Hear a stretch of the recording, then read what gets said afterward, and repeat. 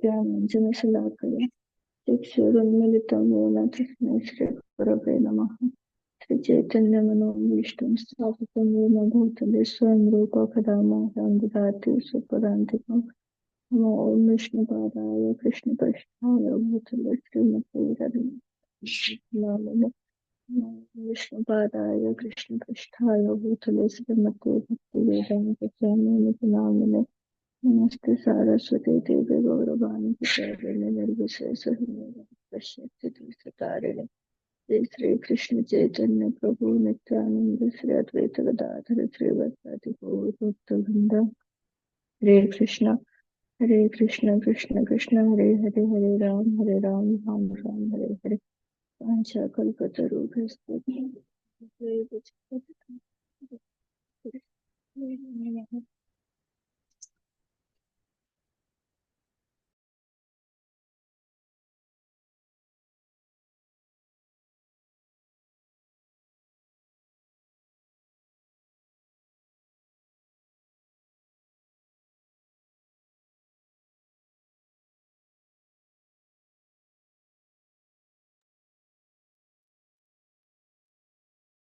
हरे कृष्ण प्रभु जी दंडवत प्रणाम।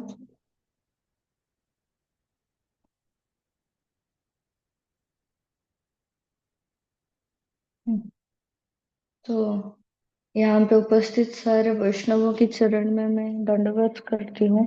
आज मेरे द्वारा बोलने में जो कुछ भी त्रुटि रहेगी इसके लिए मुझे क्षमा करें।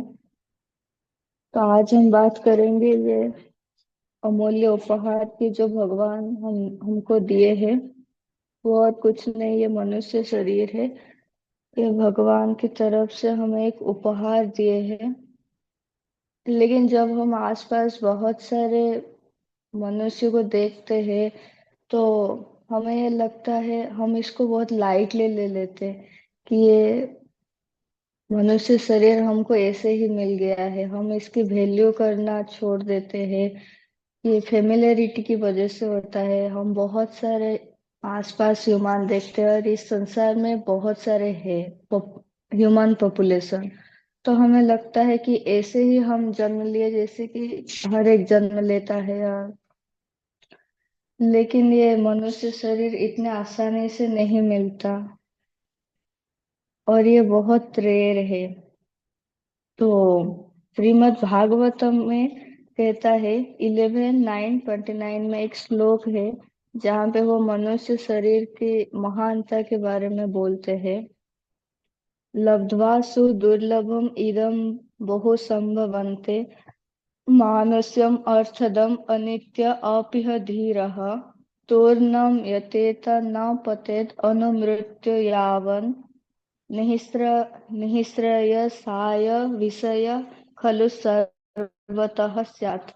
इस श्लोक की अर्थ को अगर हम जानने का प्रयत्न करेंगे तो हमें पता चलेगा कि मनुष्य शरीर सच में कितना दुर्लभ है। पहला शब्द है लब्ध्वा सु दुर्लभम इदम। इदम का मतलब है इस शरीर, मनुष्य शरीर। लब्ध्वा जो हमको मिला है। सुदुर्लभम ये सिर्फ दुर्लभ नहीं है, सुदुर्लभ है। तो ये मनुष्य शरीर जो हमको मिला है वो सुदुर्लभ है। इसके बाद का लाइन है बहु संभवन्ते। बहु संभवन्ते का मतलब है बहुत जन्म के बाद।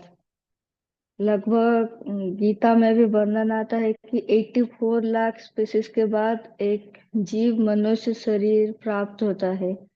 तो ये एक छोटी बात नहीं है। तो ये मनुष्य शरीर जो हमको मिला है वो बहुत दुर्लभ है। और कैसे मिला है? बहुत सारे जन्म के बाद। क्यों मिला है? मनुष्यम अर्थदम। ये मनुष्य शरीर हमको मिला है अर्थदम। अर्थ इसका मतलब है भगवान, अल्टीमेट मीनिंग। द मतलब देना, किसी को देना। तो मनुष्य शरीर हमको भगवान से मिलाने के लिए, ताकि हम उनसे मिल सके, हमारे जीवन को अल्टीमेट मीनिंग दे सके। लेकिन इसके साथ एक डिमेरिट्स भी है। क्या है? अनित्यम, मतलब ये नित्य नहीं है। कुछ टाइम बाद ये शरीर हमसे छूट जाएगा, यानी कि हम मृत्यु को प्राप्त करेंगे। अनित्यम अपिह धीरम।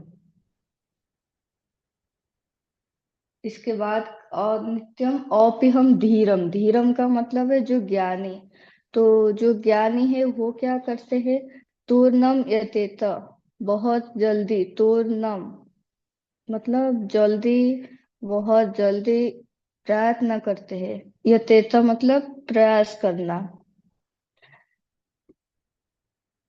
तूर्णम नौ पतेद मृत्युर यावन। नौ पतेद मतलब कब तक? जब तक हमारा बॉडी दुर्बल नहीं हो जाता, तब तक जो तब तक प्रयत्न करते हैं। मृत्युम यावन मतलब जब तक हम मृत्यु को प्राप्त नहीं हो जाते, तब तक एक धीर जो कि ज्ञानी हो बहुत जल्दी अपना साधना आरंभ करके तब तक प्रयास करते हैं। निःश्रेय। निःश्रेय मतलब सिर्फ यही आश्रय है, उसके अलावा और कोई भी आश्रय नहीं है। ओनली भक्ति, जो कि हमें भगवान से मिला सकते हैं। विषय खलो सर्वतः स्यात्। विषय मतलब जो इंद्रिय तृप्ति, ये तो हर एक जगह में पाया जाएगा, हर एक जीव में। बोलते हैं ना, एक श्लोक था, हर एक मनुष्य तो सिर्फ आहार निद्रा भय मैथुन से जीते हैं। अगर हम मनुष्य होके भी सिर्फ यही चार करेंगे तो उनमें और हमें क्या ही अंतर रह जाएगा। तो ये विषय खलु सर्वतः स्यात् मतलब ये सभी जगह में पाया जाता है।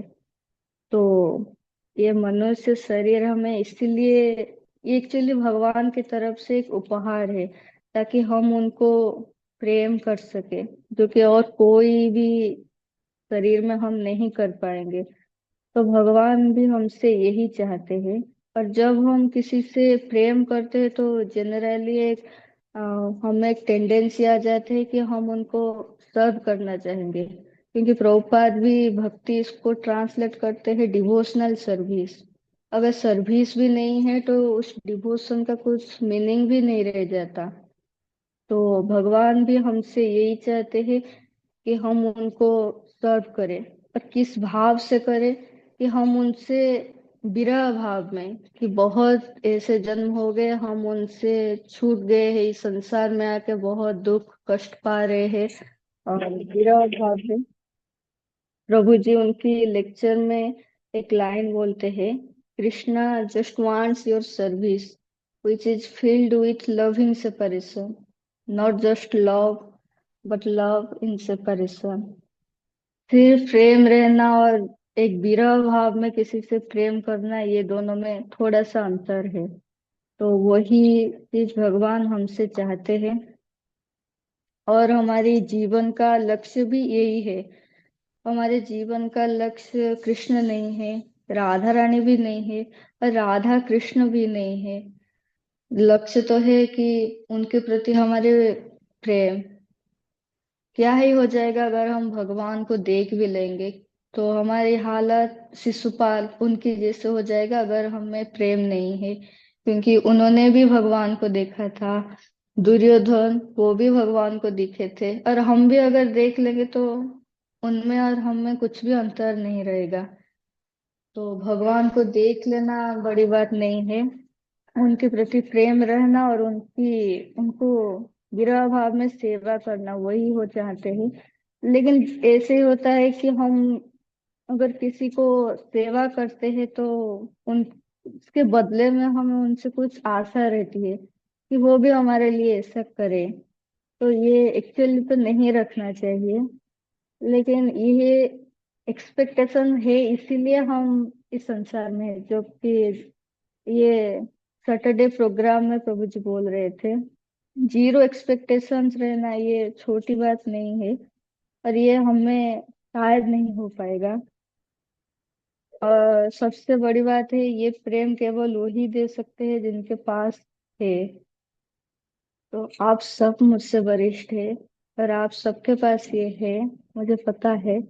तो मुझ पे कृपा कीजिए, मुझे थोड़ा सा भी दीजिए प्रेम।